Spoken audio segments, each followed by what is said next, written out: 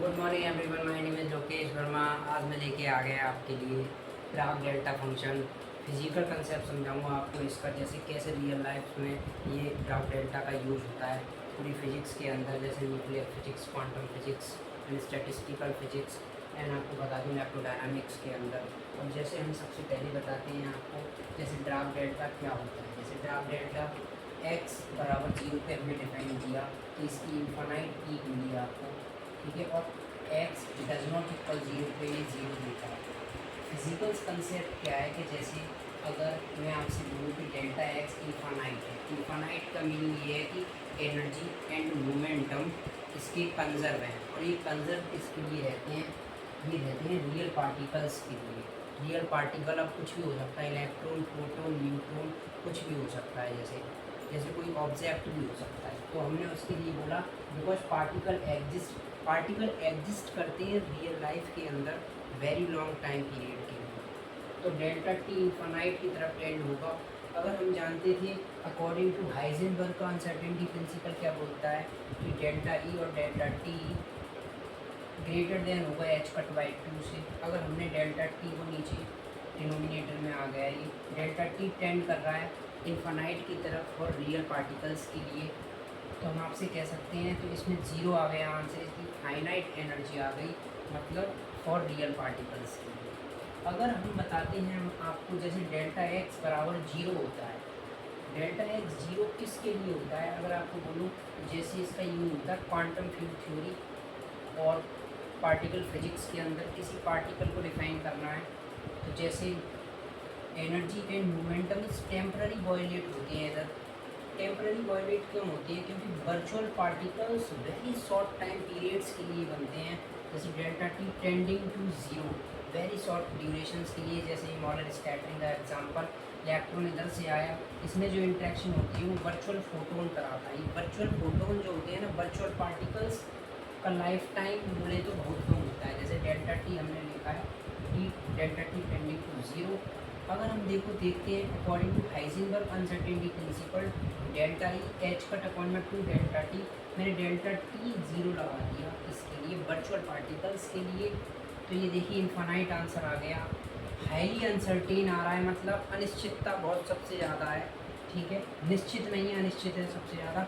Temporary violet हो रहा है क्या? एनर्जी कंजर्वेशन लॉ इधर वॉयलेट हो रहा है टेम्पररी। एक्चुअली ऐसा बोलते हैं कि जो वर्चुअल पार्टिकल्स होते हैं वो वैक्यूम स्टेट से बोरो करते हैं एनर्जी को, मतलब एनर्जी देते हैं वैक्यूम स्टेट से। क्योंकि ये जो रिएक्शन होती है ना, जब मैं इलेक्ट्रॉन का इलेक्ट्रॉन से इंट्रैक्शन करा रहा हूँ वैक्यूम सिस्टम में कराता हूँ वैक्यूम स्टेट के साथ, तो हम बोल सकते हैं वर्चुअल फोटोन इज दोनों ही energy from the vacuum state. ऐसा बोलते थे कि वैक्यूम स्टेट से वर्चुअल पार्टिकल्स एनर्जी को लेते हैं, ठीक है।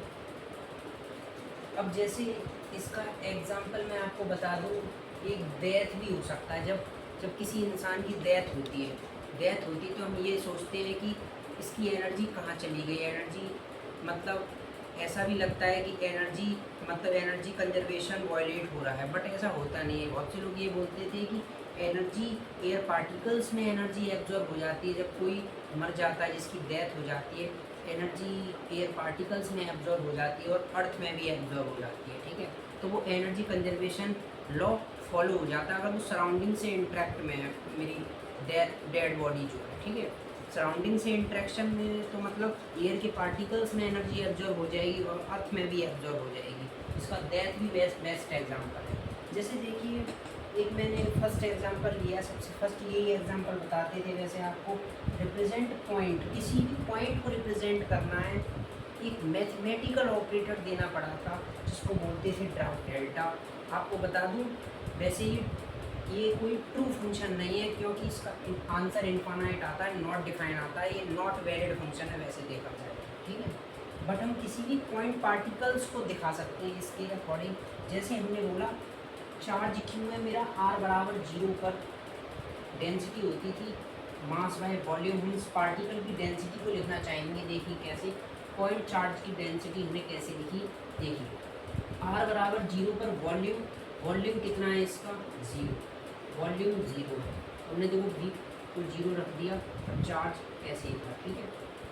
और हमने आपसे बोला कि इस पार्टिकल का आर डज नॉट इक्वल 0 पर, इधर वॉल्यूम है बट ये चार्ज पार्टिकल प्रेजेंट नहीं है, मतलब इधर चार्ज पार्टिकल 0 हो गया, उसका आंसर आया 0। हमने क्या किया, इन दोनों में से Q को बाहर लिया तो 0 और इन्फानाइट। इसको बोलते थे अब ब्राग डेल्टा फंक्शन।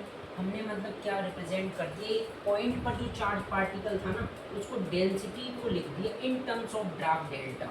और आपको देखो एक एग्जांपल और बताता हूँ, जैसे लेज़र लाइट होती है, लेज़र लाइट में से जो लेज़र बीम निकलती है एक पॉइंट को पॉइंट आउट करती है वो, ठीक है। तो एक बेस्ट एग्जांपल ये भी हो सकता है, पॉइंट सोर्स से जो हीट लेज़र बीम निकलती है focused on a single point, single point पे जो आपको डेंसिटी इंटेंसिटी लिखनी है। अगर मैं लेज़र बीम की इस ड्राग डेल्टा के फंक्शन से इंटेंसिटी को भी लिखना चाह सकता हूँ, क्योंकि जैसे आपने देखा होगा, इसका एक एग्जांपल ये भी हो सकता है कि आप मेटल ब्लॉक को कट करते थे, जब हाईली प्रेशराइज्ड वाटर निकलता था उसके अंदर से, मेटल ब्लॉक भी मतलब क्रैक हो जाता था, क्योंकि वो हाईली डेंस होता है, एक पॉइंट पर जाके कंसंट्रेट हो जाती है सारी एनर्जी। जैसे देखिए आपको बताऊं, इसका थर्ड एग्जांपल बड़ा फेमस फिजिकल एग्जांपल्स लेके आया हूँ आपके लिए, particle physics, quantum physics, electrodynamics के बेस्ट देखिए। पॉइंट मास पार्टिकल्स को भी लिख सकते थे इन पार्टिकल फिजिक्स के अंदर। जैसे हमने आपसे बोला कि इलेक्ट्रॉन इधर प्रेजेंट है r बराबर 0 पर, ठीक है, इसका कुछ मास होता है, जैसे मास ऑफ इलेक्ट्रॉन 9.1 10⁻31 किलोग्राम होता है। जनरली r बराबर 0 पे देखिए मास होता है इस पार्टिकल का, तो मास हमने लगा दिया। अगर डज नॉट बराबर 0 पे देखो मास डिफाइन नहीं है, मतलब पार्टिकल ही प्रेजेंट नहीं है, तो 0/b हमने क्या किया, इसमें से मास को कॉमन ले लिया और मेरे को मिला 0 infinite mass into delta R. हमने पॉइंट मास पार्टिकल की, मतलब जिसको मैंने एग्जांपल लिया इलेक्ट्रॉन, पार्टिकल फिजिक्स में जितने भी पार्टिकल्स होते हैं उनकी पोजीशंस को दिखाने के लिए हम, या उनकी मतलब डेंसिटी को दिखाने के लिए ड्राग डेल्टा का भी यूज करते हैं। देखिए एक जैसे स्पेस टाइम कर्वेचर में आपने सुना होगा कि ब्लैक होल का वॉल्यूम टेंड करता है 0 की तरफ, ब्लैक होल का वॉल्यूम टेंड करता है 0 की तरफ, इसीलिए हाईली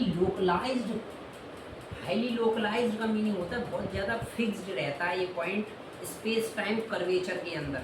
स्पेस टाइम कर्वेचर के अंदर ये पॉइंट है सिंगल पॉइंट जिसका वॉल्यूम टेंड कर रहा है 0 की तरफ। आपने सुना होगा कि इसकी डेंसिटी वेरी हाई होती है, कैसे, जैसे मास बाय 0, क्योंकि r बराबर 0 पे इसका वॉल्यूम डिफाइन नहीं है। देखिए वॉल्यूम टेंड कर रहा है 0 की तरफ, तो हमने m/0 को बोलते थे नॉट डिफाइंड। और जहाँ पे अगर मैं ऑल स्पेस में ब्लैक होल नहीं है तो हमने वॉल्यूम को ले लिया, बट उधर ब्लैक होल नहीं है तो 0, तो इसका आंसर आ गया 0। हमने क्या किया, इस मास को कॉमन लिए तो डेल्टा क्यूब आर ये पूरा फंक्शन लगेगा। इसीलिए देखिए डेल्टा टेंड कर रहा है इन्फानाइट की तरफ। आपको पता भी होगा कि ब्लैक होल की डेंसिटी हम ऐसा बोलते थे कि हाईली बहुत ज़्यादा, या हम बोलते हैं कि इन्फानाइट की तरफ टेंड कर रही है। ये सिंगुलरिटी होती है एक तरीके से, जैसे r बराबर 0 पर ये मेरी सिंगुलरिटी है, singularity in space time curvature x y z, t, ठीक है।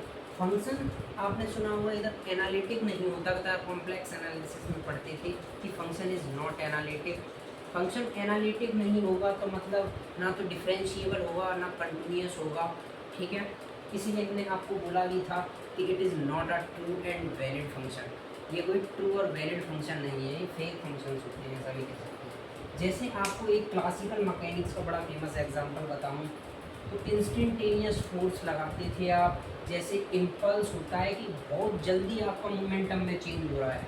मोमेंटम में चेंज कैसे, कि बॉल बीइंग स्ट्राइक बाय अ वेट, बहुत जल्दी, सोचो ये रेस्ट पे था, ये हाईली मोशन में आती है बॉल, मतलब ये इस मोमेंटम से आ रही थी एम यू से, इस मोमेंटम से ये चली जाती है एम यू से, ठीक है। ये जो काम होता है ना, जब ये टकराती है आपकी बॉडी, इंस्टेंटेनियसली होता है ये काम। जैसे हमने बोला टोटल मोमेंटम लिखा मैंने कैपिटल T, और T बराबर T0 क्या है मेरा टाइम ऑफ इम्पैक्ट टकराने का, T बराबर T0। एक्सट्रीमली शॉर्ट ड्यूरेशन में बॉल स्ट्राइक करती है वेट के साथ, वेट के सारे अंदर के जो मॉलिक्यूल्स होते हैं, जो पार्टिकल्स होते हैं, बहुत अच्छा वाइब्रेशंस आता है, क्योंकि जितने मोमेंटम से बॉल आती है उतने मोमेंटम से ही बॉल जाती है। जैसे एम यू से आई और एम यू से ही जाती है, ठीक है।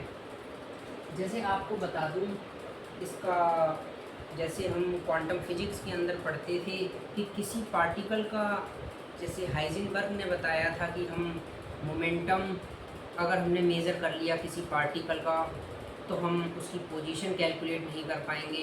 अगर हमने पोजीशन को बता दिया तो हम उसका मोमेंटम कैलकुलेट नहीं कर पाएंगे। According to Heisenberg uncertainty principle, अनिश्चितता का सिद्धांत बताया था इन्होंने, जर्मन फिजिसिस्ट हाइजेनबर्ग। जैसे इन्होंने बताया था कि delta x delta P greater than H cut by two.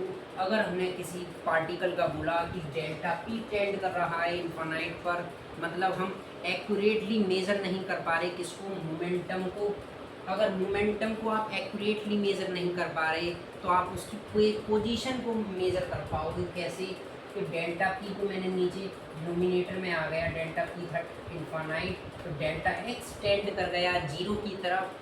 और देखिए डेल्टा एक्स होता था एक्स माइनस एक्स नॉट, और इसकी वैल्यू क्या है, जीरो, ठीक है। तो एक्स बराबर आ गया एक्स नॉट, मतलब मेरे को पोजीशन फाइनली फिक्स्ड पॉइंट पर पता चल गई, एक्स बराबर एक्स नॉट पर मेरा पार्टिकल है, fixed position of particle at one point, जो कि है एक्स बराबर एक्स नॉट। मेरे पास मोमेंटम में अनसर्टेनिटी थी, बट मैंने उसकी पोजीशन फिक्स एक्यूरेटली मेजर कर ली, ठीक है। ये हाइजेनबर्ग के अनसर्टेनिटी प्रिंसिपल से best example Dirac delta function को समझने के लिए। वन पॉइंट पार्टिकल मतलब एक पॉइंट को रिप्रेजेंट करना है, ठीक है, उसी को रिप्रेजेंट करता है आपका ड्राग डेल्टा। जैसे आपको बताऊं, देखो थोड़ा सा एक मैथमेटिकली, जैसे आपको गॉस डाइवर्जेंस थ्योरम को चेक करना है इस वेक्टर के लिए, ए वेक्टर आर के by R square, A dot D S divergence, A nabla dot A vector D V, Gauss divergence theorem होती थी, ये आपने पढ़ा था मैथमेटिकल फिजिक्स के अंदर। जैसे मैंने इसका आर एच एस ले लिया, आर एच एस थी डाइवर्जेंस डॉट ए, इसको मेरे को ए वेक्टर का चाहिए, तो आर के अपॉन में आर स्क्वायर मैंने वैल्यू पुट कर दी। आप जानते थे इसका ऑपरेटर कैसे लिखते थे, one upon R square del over del R square, और वन अपॉन आर, ये देखिए वन अपॉन आर से one upon R cancel out, और वन का पार्शियल डेरिवेटिव होता है देखिए जीरो, मतलब मेरे को आर एच एस से आंसर मिल रहा है जीरो, ये डिफाइन हो रहा है। अगर मैं इसके जीरो बाई आर बोलूँ तो R does not equal zero के लिए डिफाइन है, ये मेरे पास आर एच एस की वैल्यू आई जीरो। अगर हम आपसे बोलें एट आर बराबर आर पर कॉन्स्टेंट है, तो डी आर बराबर जीरो आएगा, तो आप इसका सरफेस एलिमेंट निकालते थे, D S R, R D था, R D theta D theta cap cross R sine theta D phi phi cap, और थीटा कैप और फाई कैप आर कैप आ जाएगा, और R square sine theta D theta D phi. अब देखिए A vector dot D S R, R square से R square आ जाएगा, क्योंकि ए वेक्टर की वैल्यू आर स्क्वायर थी, आर स्क्वायर से आर स्क्वायर। अगर मैं इंटीग्रल सॉल्व करूँ, इसका सरफेस इंटीग्रल सॉल्व करने की कोशिश कर रहा हूँ, जीरो से टू पाई, फाई की लिमिट रहती है ये, जीरो से पाई आपकी जेड में, जब जीरो से पाई लिमिट ये रहती थी आपकी, ठीक है। और स्फेरिकल की कोऑर्डिनेट्स लेते थे तो आप जीरो से टू पाई लेते थे फाई की लिमिट, ठीक है, sign theta D theta D, इसका आंसर कितना आ गया 4 पाई। ये एल एच एस आ रहा है, तो मतलब एल एच एस बराबर does not equal R H S. तो हम आपसे ये कह सकते हैं it means value of divergence of function define at R बराबर जीरो पर, डाइवर्जेंस की value does not equal zero आ रही है, इसीलिए ये at a point only similar to point charge density, बिल्कुल ये तरीके का, ये बिल्कुल रिप्रेजेंट कर रहा है पॉइंट चार्ज डेंसिटी को। इसीलिए हमने इसका आंसर क्या बताया आपको, डाइवर्जेंस ऑफ आर के by R square 4 pi delta cube R, ठीक है। बहुत ज़्यादा इंपॉर्टेंट, मैथमेटिकल में सबसे ज़्यादा इंपॉर्टेंट रिलेशन। आने वाले समय में मैं भी आपको बताऊंगा कि प्रॉपर्टीज़ इसकी, आज मैं पूरा फिजिकली बता रहा हूँ आपको। जैसे देखिए सबसे बेस्ट फिजिकल एग्जांपल इलेक्ट्रोडायनामिक्स के लिए, जब आप पार्टिकल पॉइंट पार्टिकल के ड्यू टू किसी डिस्टेंस आर पर, जिसको मैंने पी पॉइंट बोला, उस पॉइंट पर आप इलेक्ट्रिक फील्ड निकालते थे किसी पॉइंट चार्ज के द्वारा, किसी पी पॉइंट पर, तो हम इलेक्ट्रिक फील्ड लिखते थे 1/4 pi epsilon naught Q upon में R square, R cap direction में ये इस डायरेक्शन में, ठीक है। मैंने इसका डाइवर्जेंस निकाला, डाइवर्जेंस ऑफ ई, ई की वैल्यू खुद की ये रही आर के बाय आर स्क्वायर, तो अभी हमने बोला था आपसे 4 पाई डेल्टा क्यूब आर, और देखिए 4 पाई से 4 पाई कैंसिल आउट, और cube delta cube R, cube delta cube R इसको बोलते थे आप density of point particle, point particle को बोलते थे आप इसको point charge density rho R, और डाइवर्जेंस ई बराबर rho R by epsilon naught. और आपको बता दूं यही होता था आपका मैक्सवेल की first equation and Gauss law in electrostatics. Electrostatics के अंदर जब चार्ज एट रेस्ट पर रहता था, चार्ज रेस्ट पर रहेगा तभी तो पॉइंट पार्टिकल होगा आपका, ठीक है। देखिए बेस्ट एग्जांपल था। अब देखिए जैसे मैं आपको बताता हूँ कि शिफ्टेड ड्राफ्ट डेल्टा फंक्शन, अब जैसे पहले मेरा ड्राफ्ट डेल्टा फंक्शन था कहाँ पे डिफाइन, एक्स बराबर 0 पर। अब आपने ड्राफ्ट डेल्टा को डिफाइन कर दिया एक्स बराबर ए पर, मतलब शिफ्ट आ गया कितना, एक्स बराबर ए। तो आप ड्राफ्ट डेल्टा को डिफाइन करते हो कुछ ऐसे, डेल्टा एक्स माइनस ए बराबर 0 से इन्फानाइट, कहाँ पर इन्फानाइट है, एक्स बराबर ए पॉइंट पर, और 0 कहाँ पर है, जब एक्स बराबर नॉट इक्वल टू ए, ठीक है। आइए अब देखिए दुनिया में आपको बता दूं पोजीशन वेक्टर एक्स का आइगन फंक्शन कोई नहीं है। आइगन फंक्शन पता है कौन है, पोजीशन वेक्टर का तो दुनिया में बस ड्राफ्ट डेल्टा ही है जो कि इसका आइगन फंक्शन है होता है। मतलब जैसे ये ऑपरेटर एक्स, ये मेरे पास आइगन फंक्शन, ये इसकी आइगन वैल्यू 0, और ये eigen function. Eigen function operator x का या पोजीशन वेक्टर एक्स का ओनली हमेशा ड्राफ्ट डेल्टा रहता है। तो एक्स डेल्टा एक्स बराबर 0 आ गया आपके पास। हम आपसे बोल सकते हैं कि इसका डेरिवेटिव निकालिए एक्स डेल्टा एक्स, एक्स के रेस्पेक्ट में। तो हमने क्या किया, एक्स को छोड़ा, derivative of first derivative of draft delta, delta x plus delta x को छोड़ दिया हमने, एक्स का हो गया एक्स के रेस्पेक्ट में 1 इजकल्स टू 0। हमने इस क्वांटिटी को इधर ले गए माइनस का डेल्टा एक्स। हमने देखिए डिनोमिनेटर में इसको, ये आ गया एक्स। तो ये देखिए एक ऑड फंक्शन है, ऑड फंक्शन मतलब first derivative is odd function. तो हम आपसे कह सकते हैं डेल्टा एक्स क्या था, इवन, डेल्टा डैश एक्स क्या है, first derivative of delta x odd function है, और डबल डेरिवेटिव आपका इवन फंक्शन है, ठीक है। अब देखिए जैसे जैसे ये हम आपको बता रहे हैं कि ये इवन फंक्शन है, ऑड फंक्शन है, इवन फंक्शन है, ये ऐसे ही ऑल्टरनेटली चलते जाते हैं। अब जैसे आपको बताऊं, देखिए area under the curve, draft delta के अंदर जो पूरा, जैसे ये ड्राफ्ट डेल्टा आपने डिफाइन किया था इस एक्स बराबर 0 पर, ठीक है। इसका अगर हम इंटीग्रेशन करें माइनस इन्फानाइट से लेके प्लस इन्फानाइट तक, तो इसका आंसर आता है 1।